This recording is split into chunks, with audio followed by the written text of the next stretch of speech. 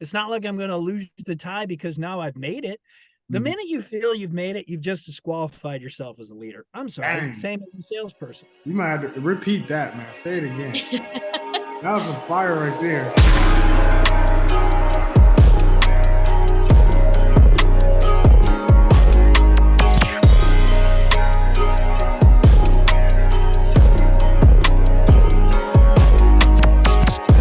What's up, everybody? Johnston Jennings here.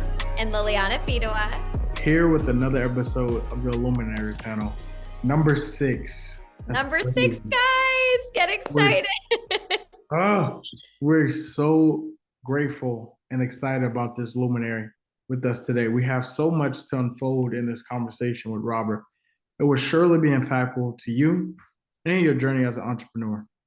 And before we get started, make sure you guys follow us across all of our social media platforms at Luminary Panel, and make sure you like, comment, and share this video. And also make sure you subscribe to our channel so you don't miss a beat as we continuously grow. We got some stuff coming. We're so excited. But without further ado, Mr. Robert Bagley. So, Mr. Robert Bagley, how are you, man?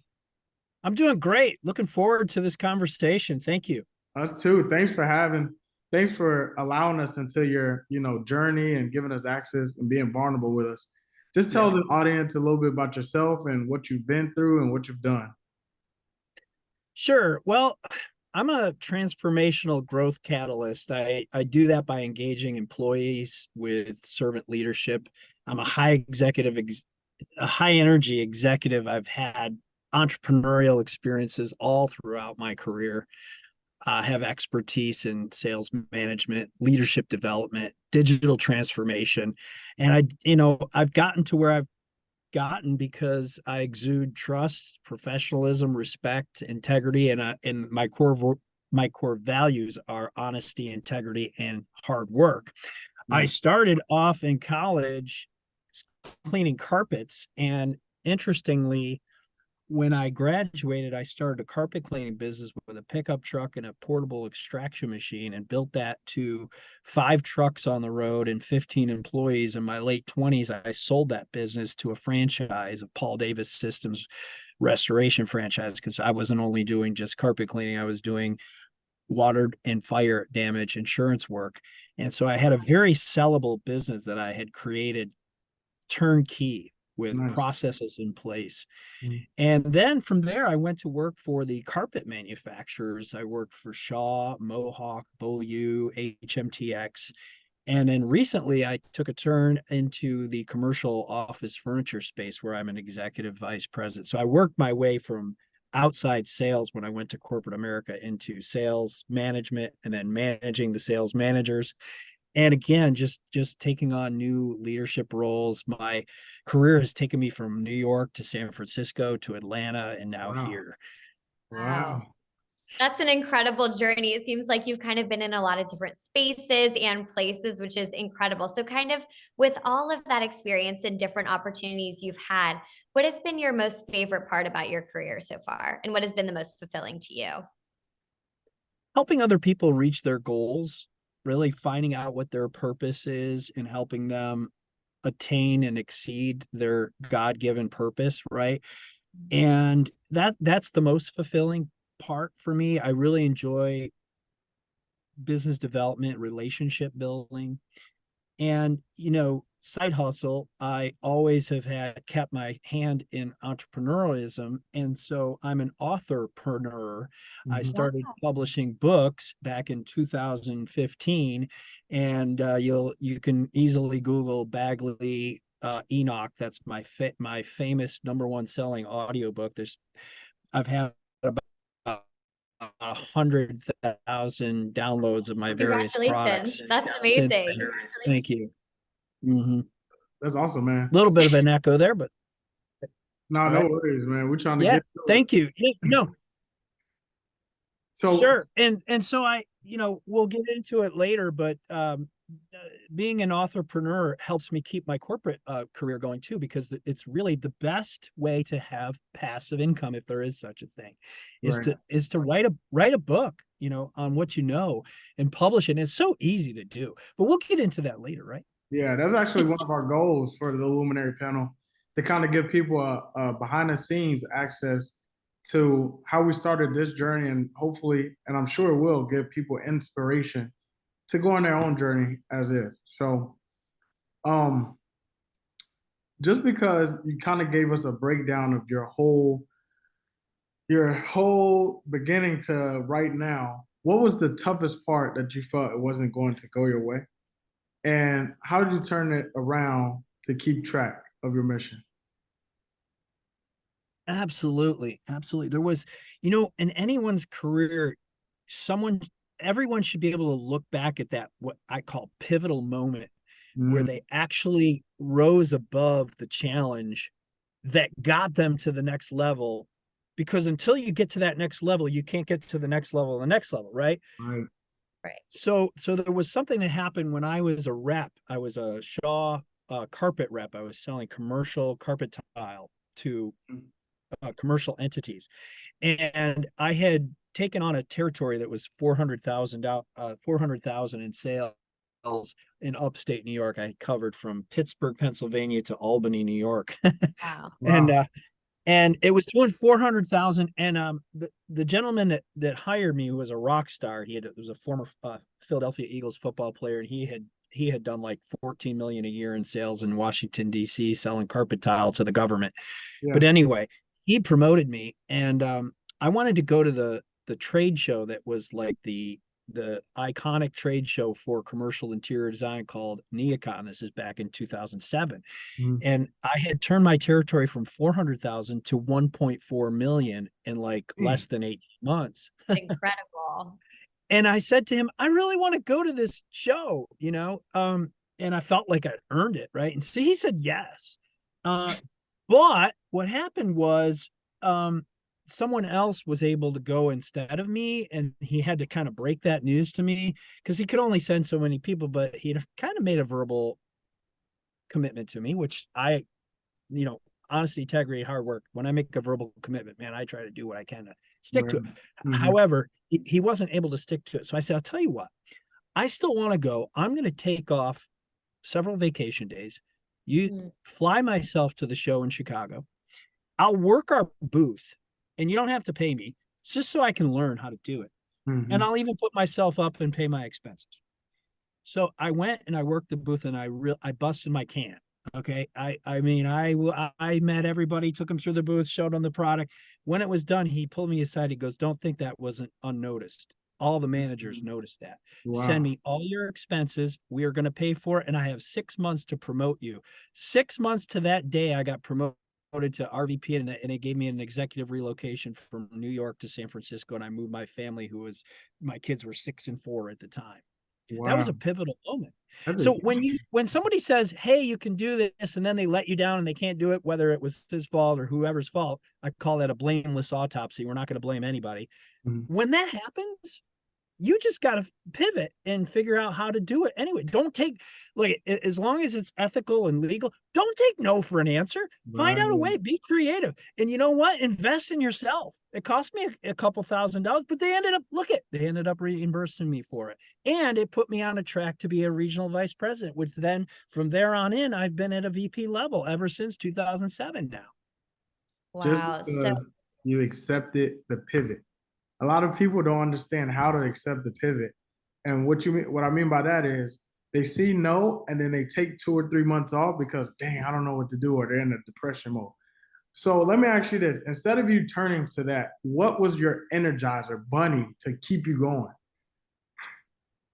I don't know. Well, I'm a man of faith, right? So we'll probably weave that in through this conversation. So I always believe that God's guiding me, and that there's a reason that I'm supposed to be having this struggle or opportunity to overcome, right? Yeah, yeah. So I've kind of got, the Holy Spirit is my sort of built-in overcomer all the time, right? Mhm. Like even today, I've had to have multiple conversations where I felt like it was out of the frying pan into the fire, just like one after the other, just today before this call. Yeah. It's like, so how, like, you just have to be the positive influence wherever you are, no matter what you're doing, right? And you have to be the thermostat and not the thermometer. You have to set the tone. right? And when you set the tone, and like when I walk in a room, that atmosphere, I'm changing that atmosphere for the better, Right. right? Look how I'm dressed, right? And that's one of your questions probably, but the reason I dress is because I'm dressing for that next level, and I'm dressing for the respect that it's because it's my own personal brand, Yeah. right? That's So good. if I go somewhere and I don't have a tie, which I did yesterday, they're like, "Whoa, what? Hey, what's up?" Right? Like, I've set the bar so high for even myself now, that when I get to that next level, whatever that is, president, CEO, leadership, business owner, whatever it is, I'm an ambassador for that. So it's not like I'm going to slack. It's not like I'm going to lose the tie because now I've made it. The minute you feel you've made it, you've just disqualified yourself as a leader. I'm sorry. Dang. Same as a salesperson. You might have to repeat that, man. Say it again. That was some fire right there. Yeah, because I run large sales teams, right? I've run 105-person sales teams that all reported up to me with 5 VP levels. And so when I train salespeople, and I was a sales trainer, I trained all over the world, Israel, Canada, United States. I tell people the minute you stop learning as a salesperson or fill in the blank, whatever, the minute you feel like, oh, I know that, I got that, you've just disqualified yourself as a good salesperson. You should always be trying to get to the next level, and there's always more to learn. Wow. Wow, that's incredible. And I feel like the way you were talking about your own journey and kind of displaying yourself to the world in the Hold on best one way you second. One can. second. Hold on. We're about less than a minute. Let's Oh, restart. okay. So make sure you re-click on this link again and we'll come right back in on here. You got it. See you soon. Perfect. Thank you. Yep. So within your own career, you've pivoted into a few different avenues as you've been going, including being an author yourself. Within that space, for people thinking of making that leap or that pivot, what tips would you give them if they're a little bit nervous or apprehensive about, actually doing it? In the author space, particularly?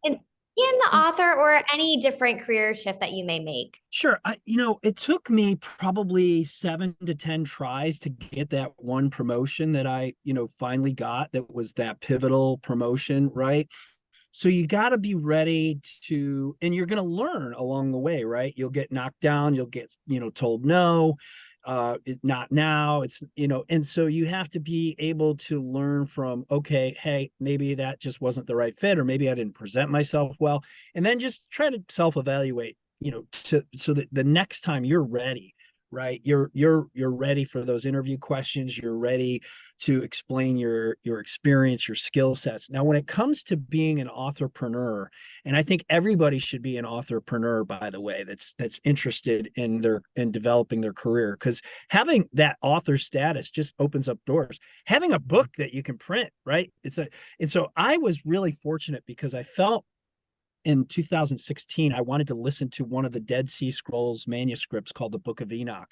There wasn't one out there, and I had already published a book of my own. It didn't do really well, but it was my master's thesis. I went to seminary school, so I have a master's in theology. Wow. And so I took that master's thesis. It was 25-page document, Word document. I made it into a Kindle. And then Amazon was like, okay, do you want to make a click here and then make it a paperback? Okay, I did that. A click here and make it a hardcover. Okay, click here and make it an audiobook. And then you put it up for auditions. And that's how I knew when I wanted to hear the Book of Enoch presented in a really nice audiobook and I couldn't find it, I really felt led, I believe divinely, to do it myself because I had that knowledge. And so I had first mover advantage. I found a phenomenal gentleman who had a great voice. His name's Steve Cook. He's a Christian artist and he was in radio and Broadway and an actor. And he took that manuscript and he crafted this thing out of thin air. We created something. Everybody should try to create something, whether it's a download, whether it's a book, whether it's a newsletter. You should be creating, right? You should be prolific in what you're doing. And even in your posts on social media, step up the game, man. I mean, hey, if you're on a post and you want people to read it, give them something to read, and tag people and put hashtags in there and put emojis and make it fun and make it. So if you even follow me on LinkedIn, you're going to see I've stepped up my game on that big time. But anyway, we got first mover advantage. I told Steve Cook, I go, we got 1 year and then it's going to get flooded by competitors. 1 year to the day, we had somebody flooded, but we had first mover advantage. We already had 404.6 star reviews by then. So Wow.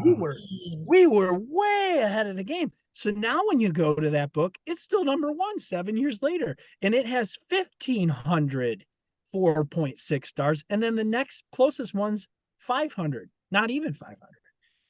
So I would say if you've got an idea, get it out there. Even if it's not perfect, get it out there. Steve is like, I wish I could have redone that, but we're not going to touch it now because everyone loves it. Right. Yep. But when you have that thought, that inclination, you got to act on it, right? Because if you sit on it and go, well, and then you're going to talk yourself out of it. If I had talked myself out of it, I wouldn't be a number one best-selling audiobook producer. Yeah, that's true. That's so true. Because I put it into motion. Mm-hmm. I now have that, right? So now on my LinkedIn profile, it says Robert Bagley's best-selling audiobook. Click, boom. And, so that's important for people to act on their instincts. And you know more than you think you do. And people need to hear what you know, even if you're 19 years old.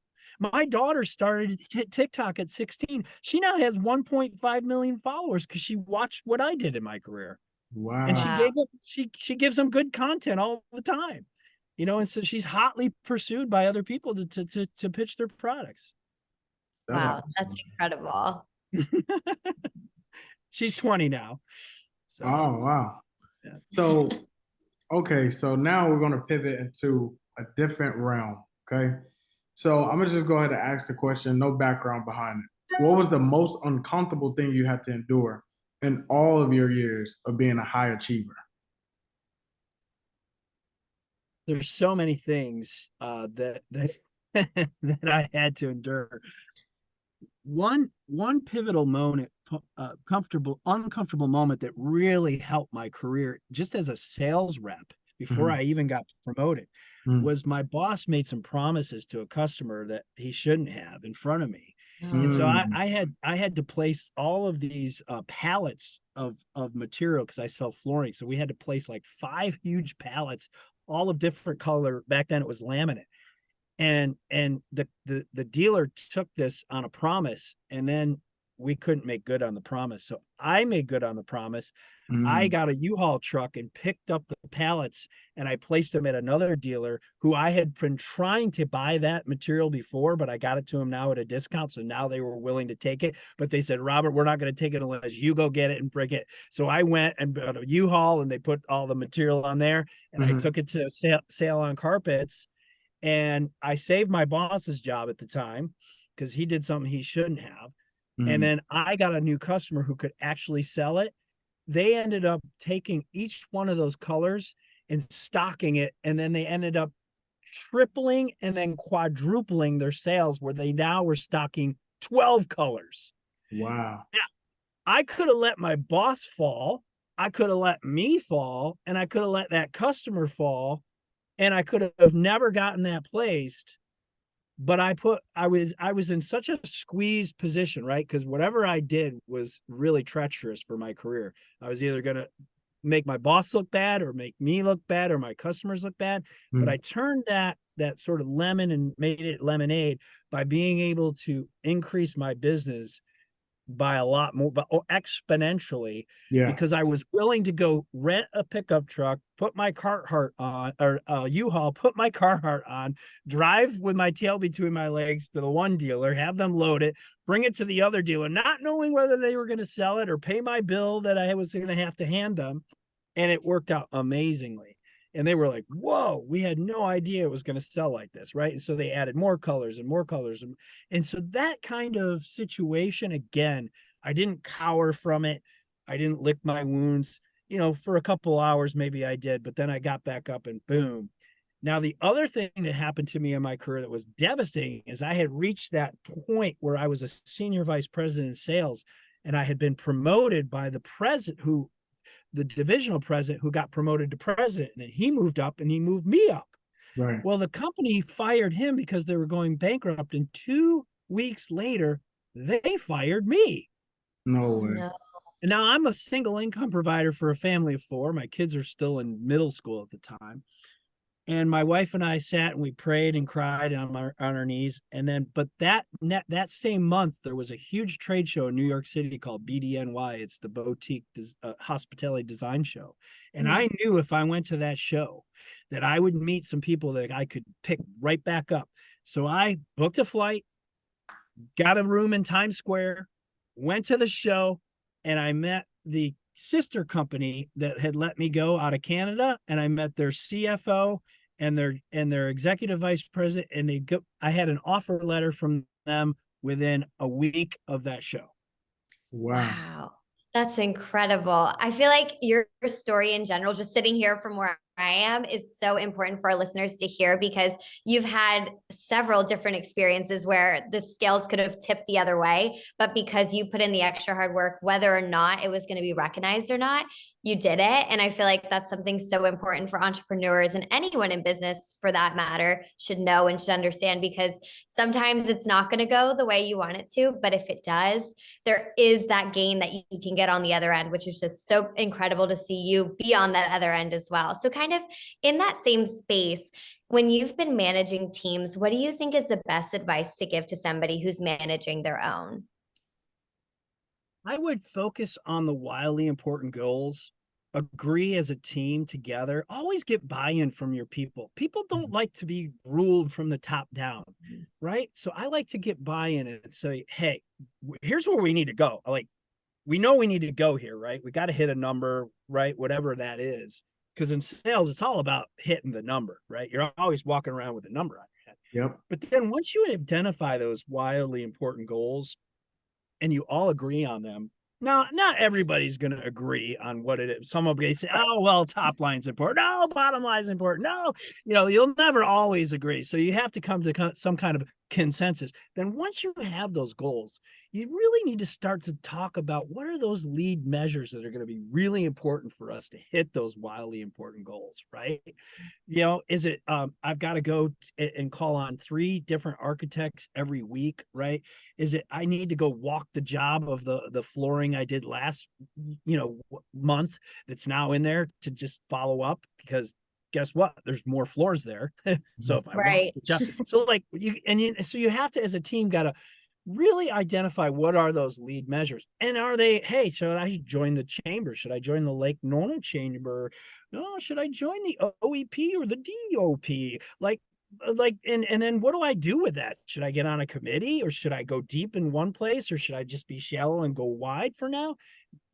There could be reasons to do either, right?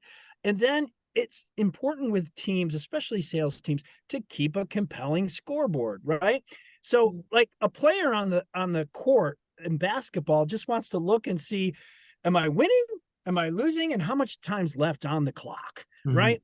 Now, there's a coach's scoreboard that on the sidelines, they're keeping like this big book of all these other things, but the players don't really care about that, right?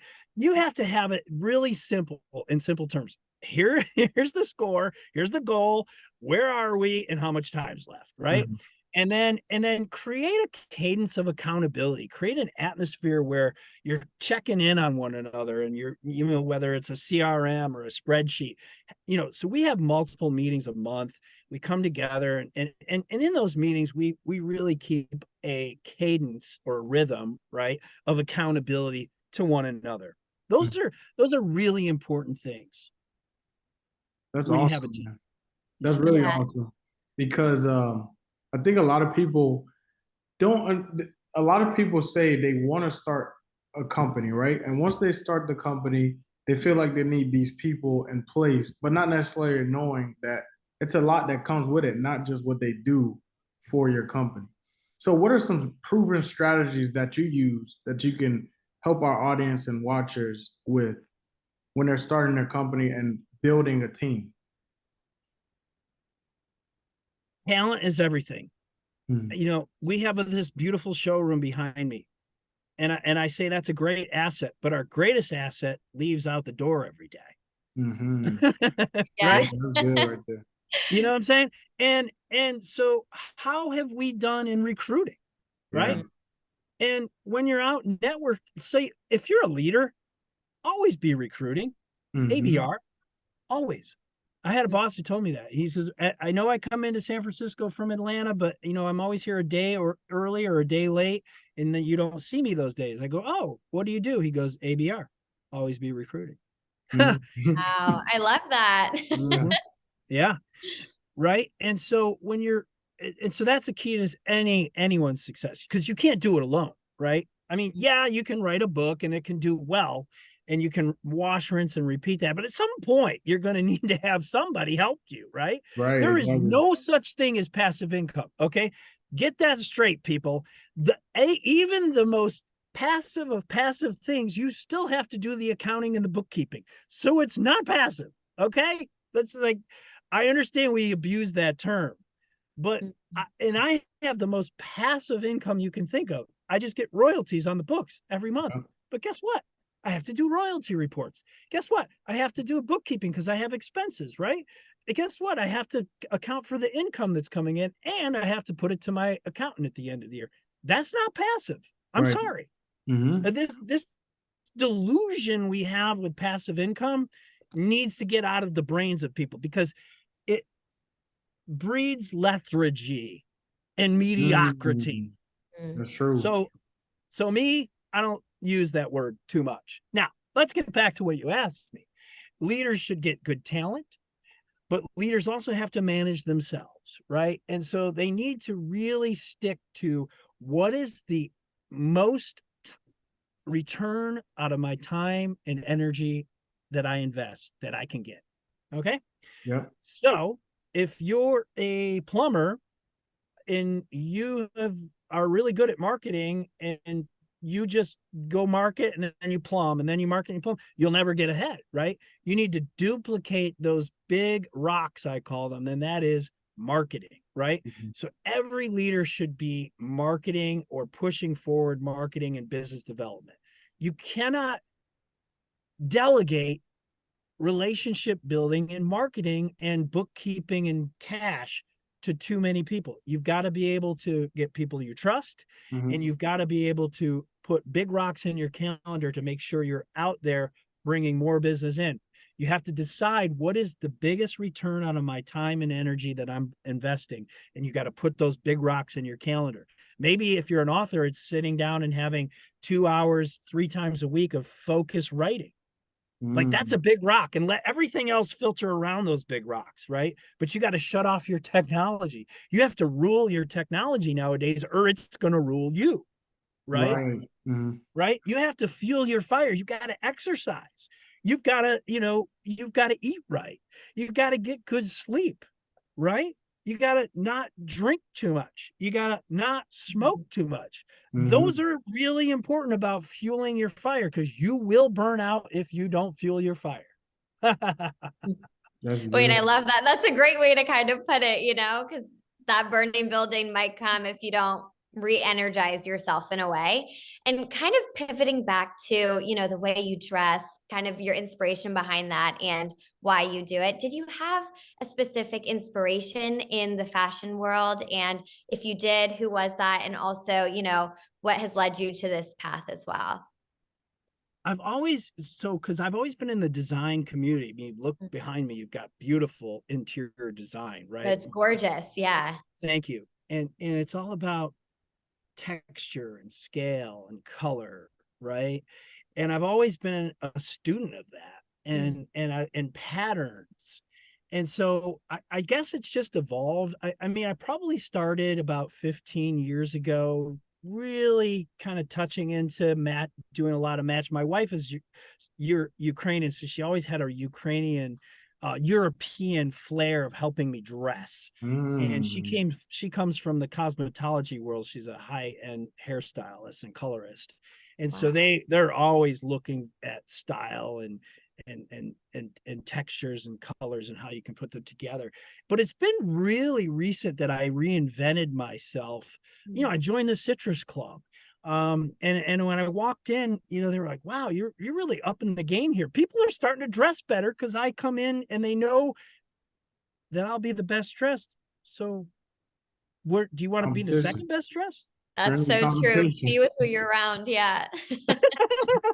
One guy said, okay, now it's just a bat. When Robert walks in the room, it's just a battle of who's the second best dressed.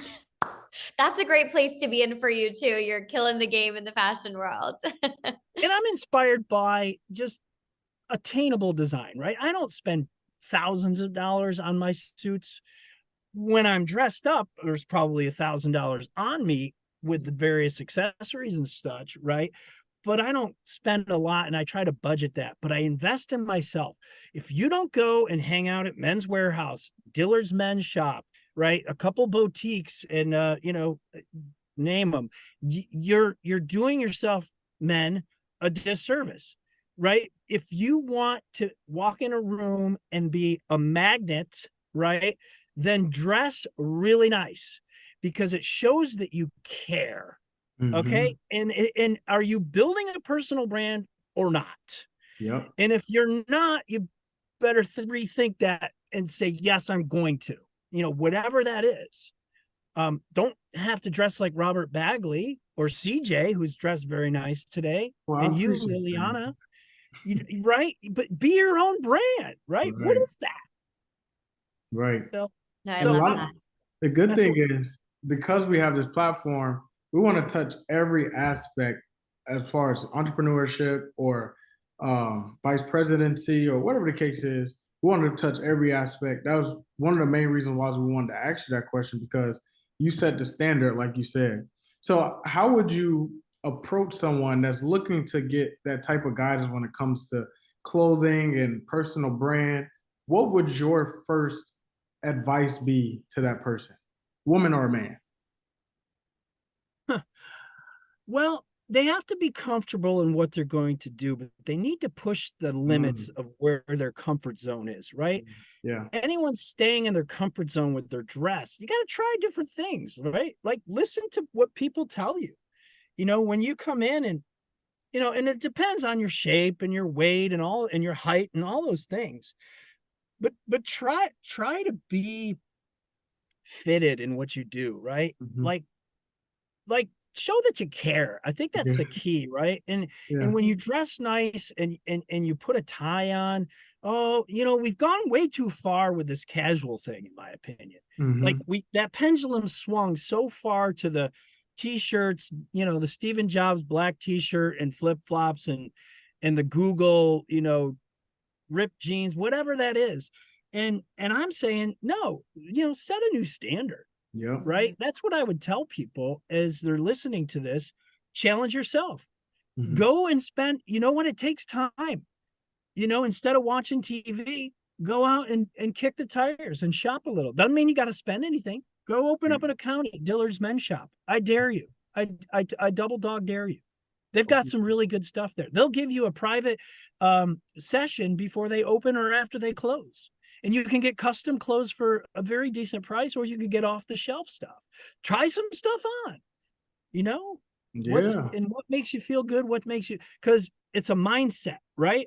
It's a mindset, because once you dress nice and you buy that suit that you really love and that people really compliment you on, you are now driven to get the next one. Exactly. True. Yeah. Wow. So, because that is a great point to make, because for myself, you mentioned that you were in a situation where you kind of reinvented yourself. I'm actually in that position right now, trying to figure out what I like and what I don't like, what I like or what I get complimented most in, like colors, material. I'm a big fragrance guy. So, like, right now I got Lucky 1 Million. So that's when I hear, oh, you smell really, I'll wear that for the whole week. until I say I don't hear no more. But that's really good, man. People will tell you. People will tell you what, and be a complimenter of other people. Okay, it doesn't take much. You'll really make friends and influence people really well that way. That's true. Today, CJ, I said, I love your shirt. That linen look looks really good on you. Thanks, Liliana I haven't had that one-on-one yet, but she looks great too. And keep that up. And you're both very good at what you're doing with this. Like, you really know how to do this, and I could tell you have a passion. And so keep encouraging each other, and then find a way to encourage other people. Find something you like about somebody else's dress. And I'll tell you, it's catchy when you share some love. That's true. And I think that's a great point within that too, because I think, in this world we are in post-COVID and everything like that, you're right. People have relaxed a bit in their styling because of being online and everything like that too. But as well in that space, we also have people who haven't been networking as much because they're at home or they're not as comfortable going out and meeting people. What advice would you give to those people who are feeling a little bit apprehensive about getting back into those spaces? Get up and go do it. Like, don't sit. You will never further yourself on an island. You won't. Right. You won't. Dang. You cannot sit home behind a screen. I know it's all in vogue to be virtual, but that only will get you so far.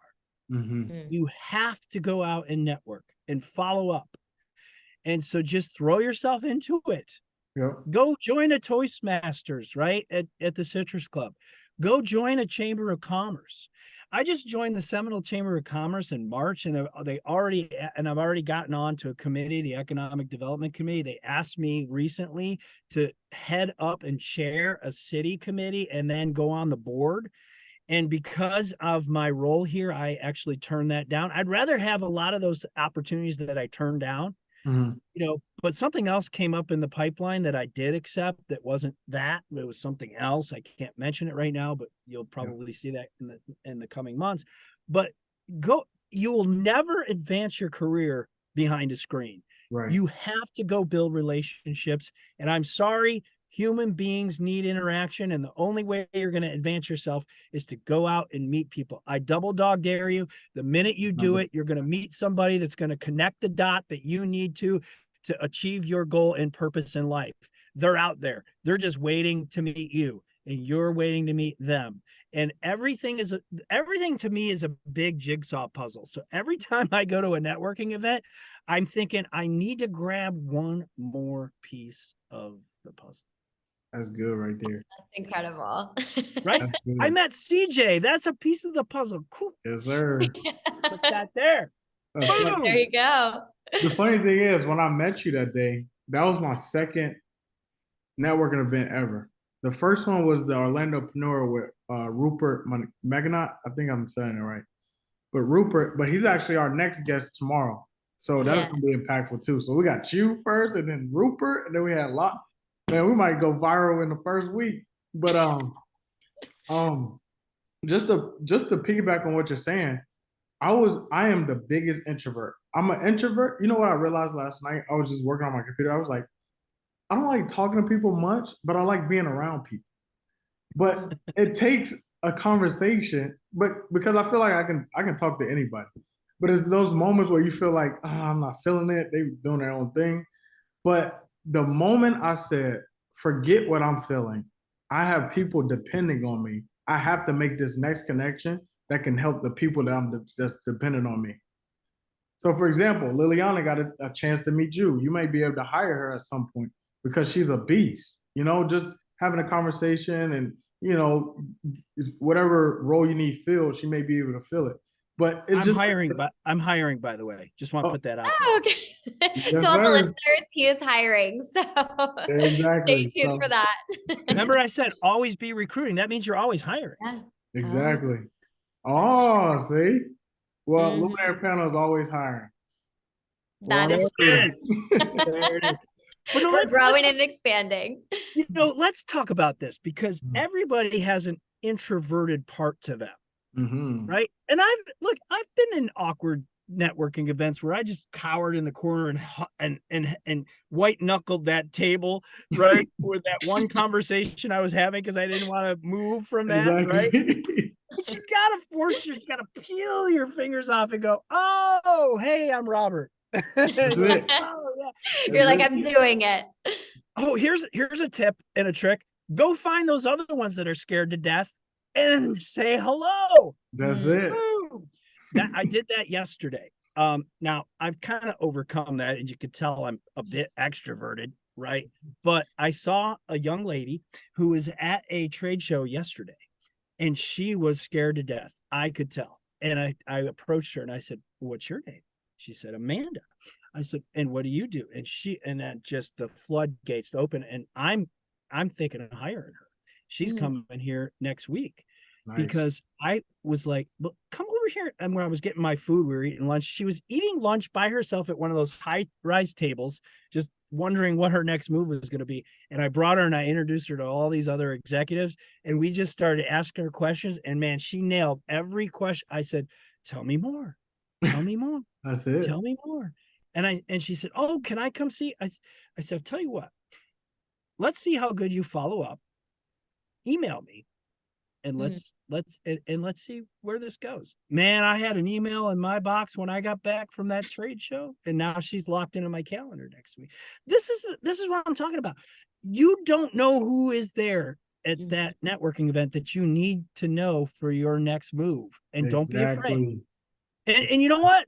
If you want to be afraid, go ahead, be afraid, but go and move rather than be frozen. I'd rather be fearful in moving than frozen and staying put.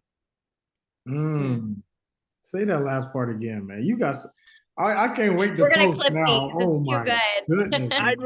I'd rather be fearful in moving than frozen and staying put. Okay. Right. I like to play devil's advocate here on the Luminary panel, man. So now you're on the hot seat. So let's say somebody is sitting in the corner. I'm afraid to say anything. Obviously, you gave us a quick snippet. Just say hello. But a lot of people don't think of that when they're in the fear-based mindset, or they're anxious, I should say. What are some things they can do to practice before getting to the networking event that'll help them be a little bit more comfortable to at least engage a conversation with somebody that's in that same mind frame? Well, you should always have an elevator speech on what you do professionally. I'm really agitated when someone comes up to me and says, hey, what do you do? And then I tell them what I do professionally. And then they ask me another question like, yeah, but what's your purpose? Don't do that to me. Yeah. Because I had somebody do that to me recently, and it really made me feel small and little. Yeah, well, that's what you do professionally, but what do you really do? Like, what is your purpose? So let me ask you this. Sorry to cut you off. Yeah. Do you think that's from being anxious? No, because the person that did that to me just wanted me to ask them what their purpose was, because they had some elevator speech they needed to get off their chest. And I thought it was, and someone observed this, and and it was a young person that I'm mentoring who observed this happen to me. Yeah. And I called that person that night when we got back, and I said, never do that. See what he did to me? Don't do that. Don't put people on the spot. You're at a networking event to talk about your professional life. You can get into your personal life when you've earned the right. But right now, I'm Robert Bagley. I'm the EVP of BOS Office, Commercial Office Furniture, and we help companies make their office a magnet and not a mandate. All right. Now, when you're approaching somebody and you're not sure what to say, just say, hey, where are you from? Like, and what do you do? Because that, again, but don't like that person patronized me, oh, that's what you do, right? You sell office furniture, but like, who are you? Like some deep, they only did that because they wanted me to ask them, because they had this, like, I help others do this and I'm that.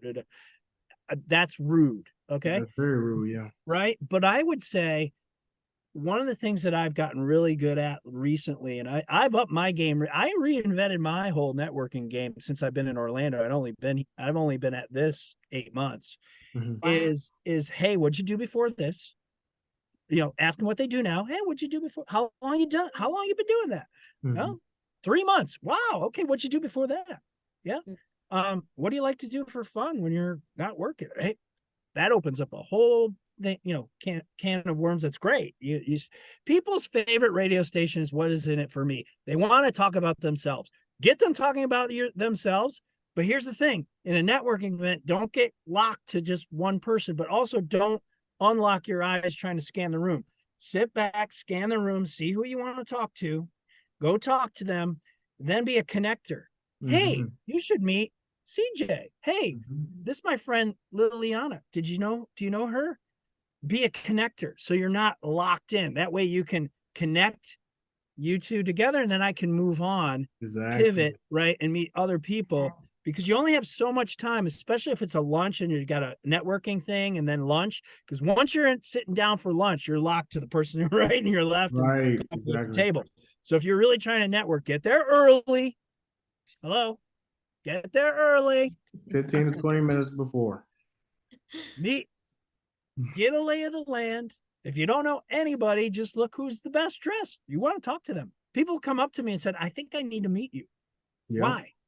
Because they scanned the room, didn't know anybody. They saw me and they wanted to meet me. That's turned out very good for me, by the way. Right. We're getting back to the dress part. So no, but that's the right place to be in, because I feel like if our viewers can take anything, and they should take a lot from this too, it is being that best dressed person in the room to attract others to you. Be that person who, without even having to speak, will have people come, because I think that's a whole new advertisement for your own personal brand as well, which I think is so incredible. So kind of what we like to do in the Luminary panel in general is we like to ask every guest that we have what they think of us and what we can improve on, because it is our mission to serve our listeners. In your opinion, what can we do as a group here to improve ourselves? I love what you're doing. I wouldn't say I have any real constructive criticism at this point. I think you just keep improving on what you're doing. I would say constant improvement is how you grow, right? Mm-hmm. So you'll look at this video together, as you should, and you'll go, hey, as a team, how could we have done this better? How could we have tweaked this to make this sound better or come across better? How could we ask better questions? Like beforehand, I went through your question. I said, that one's not so good, right? And you guys were quick to go. And that's what I love about you. You're coachable and teachable. If you're coachable and teachable, I can work with you, right? And you said, okay, no worries. Here's another question. And the question you gave me in replace of that was awesome, right? So just challenge yourself. You be your own critic. Because we're all our own worst critic, and we should be, right? Because what people see is probably more polished than you think, but you know where you want to improve, and just do that. Thanks a million, man. We really appreciate you being on the show. This one, post on all platforms, and make sure y'all get it. Turn on the bell. It's going to do wonders for the community of entrepreneurship, and not only entrepreneurship, sales in general, or whatever the case is. Whatever you're in, it's going to do wonders for you. Thank you. Thank you, CJ. Thank you, Liliana. Nice. Yeah, and also, where can our listeners find you? On social media, on platforms, LinkedIn. Where can they find you? LinkedIn. LinkedIn is hot for me right now. I've been on LinkedIn since 2007. By the way, up your game on LinkedIn if you're in business. Okay, just saying. Right? Maybe we have a whole nother podcast just on that. But up your game. That's a huge thing. Challenge yourself to post good content 2 or 3 times. Like, all your networking should be duplicated so that you're showing it on social media, so that that's actually working for you. Like I did a post before Labor Day, and I was out at the beach, and that post was getting likes all weekend long. Use it as an extension of your networking. Take pictures when you're out. Don't be bashful. Hey, can I get a selfie? Yeah, great. Right? Show a pictorial essay of all your networking and duplicate it on Instagram, Facebook, and LinkedIn. Find me on LinkedIn, Robert Bagley. You'll find me. Yes, sir. Perfect. And thank you so much for talking with us today. We had a great time getting to know your story a bit more as well. Thank you so much. God bless you guys.